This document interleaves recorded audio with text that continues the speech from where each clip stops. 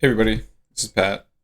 Just wanted to go over Miracle Rogue, which is one of the meta decks in Hearthstone Classic, and kind of break down why it's so effective. And I think beyond just the deck itself, it has a lot of like synergistic cards. It's got a lot of free mana. It's got a lot of draw. I think the major piece to the deck is the Gadgetzan Auctioneer, which is shown to my right.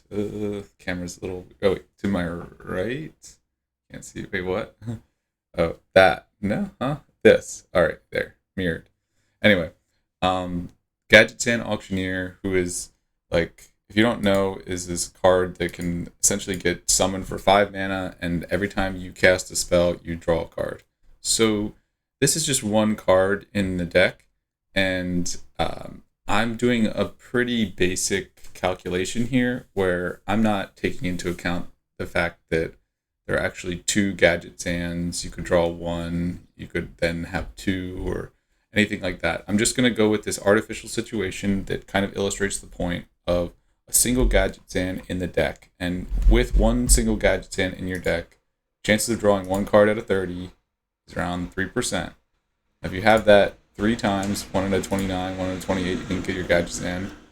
There's a 10% chance that you get your Gadgetzan in the first three cards. So let's say, okay, I try to get the Gadgetzan in the first three cards. Let's say I'm going as first player. I don't have a coin. I don't have an extra card, whatever. So you have a 1 in 10 chance of getting the Gadgetzan. And that's just at the beginning. So that's not taking into account the fact that Miracle Rogue is chock full of card draw. So you can, instead of just drawing the one card that you normally draw each turn, there are so many other cards that help you to draw Gadgetzan. But let's not get into that. Let's just say it's a 1 out of 10 chance. Now, we go over to the other side, and here I just put in a single potential combo that could counter Miracle Rogue. So if I'm playing Handlock, I will run Blood Mage Thalnos, extra spell damage, I can draw a card, but it's like a 2 mana. Plus Hellfire, which is 4 mana, deal 3 damage to everybody, but with the extra spell damage, it deals 4. So the potential situation would be turn 5, Miracle Rogue plays his Gadgetzan, stealths it, whatever, maybe not. But the point is, you need some kind of counter to it. Let's assume he had preparation or something and he could stealth the Gadgetzan.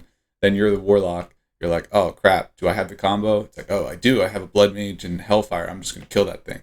So that's just one potential counter to Gadgetzan. But almost all the counters to Gadgetzan require more than one card, so that's why I'm doing this calculation. Just for an example, I just played a game on ladder, and it was a Druid, and he countered my Gadgetzan by playing 3 different cards. Like he played Pyromancer plus Innervate plus Starfall.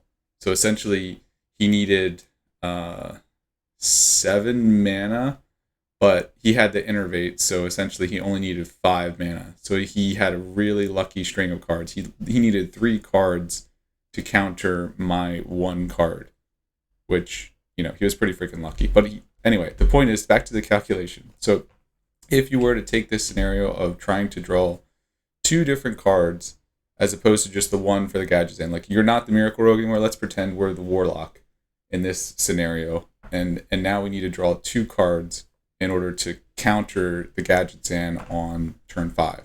So first you got your first 3 cards for your mulligan, same as, not the same as for the rogue situation. So in this situation, let's assume you're drawing 3 cards just like you were in the other in Miracle Rogue, but here, instead of 1 out of 30 chance, it's doubled. It's 1 out of 30 plus 1 out of 30, because you could get either one of your combo pieces. Let's say you didn't get it, so then the next one, it's a 1 out of 29 and another 1 out of 29, then you get a piece of your combo.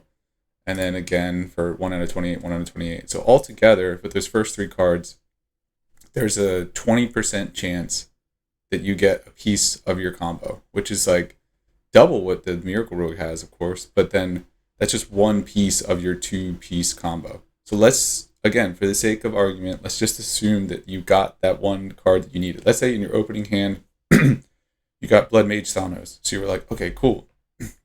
I got the one piece. Even though it was like only a 20% chance, I got it. Now I'm just going to crush that Gadgetzan when he comes. and you know he's coming because it's Miracle Rogue, and that's almost the only thing that rogues play. So let's look for the second piece now. So now the second piece, we got to find it. We only have a 1 in 27 chance because we just drew those 3 cards. But now we're just trying to get that one card. We're trying to get Hellfire at this point because we have the one piece of the combo already. Now let's look for the second one. So it's 1 out of 27, 1 out of 26, 1 out of 25. I'm assuming you don't get the card. So I'm assuming like you're just sitting there like, oh, where's that Hellfire? And you just, it's like turn 1, turn 2, turn 3, turn 4, turn 5. So you need it by turn 5. And I'm just assuming with all these numbers that you didn't get it. And it was just like, 1 out of 23 was your last odds on that one, and you didn't hit it. So altogether, you add up all these probabilities, that's another 20% chance. So in total, the chance of hitting that first card in your opening hand was like 20% chance.